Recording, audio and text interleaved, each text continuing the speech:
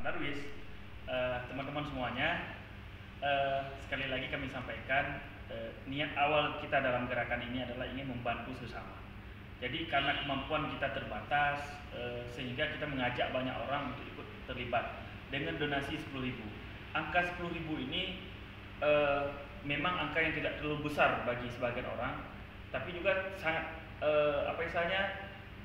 juga bukan angka yang kecil. Apalagi ketika digabungkan dari 10.000, 10.000, 10.000 dan wujudnya hari ini sudah terbangun 2 rumah Pak Haji. Insya Allah sebagaimana yang telah dijelaskan tadi, target kita itu 10.000 orang bisa bergabung dalam program ini. Dan hari ini sudah 40% tercapai, yaitu 44.000 orang. Maka kalau terwujud nanti 10.000 orang, bayangkan teman-teman, itu 1 bulan kita bisa bangun 2 rumah.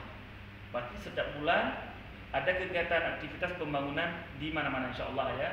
Maka dari itu kami mohon dukungan Bapak Ibu semua, rekan-rekan, terutama rekan-rekan donatur yang sudah bergabung untuk melanjutkan donasinya, kemudian juga melanjutkan aktivitasnya sebagai menjadi penggerak, sehingga semakin banyak yang bergerak, maka pergerakan ini semakin cepat berkembang dan semakin banyak orang yang akan terbantu.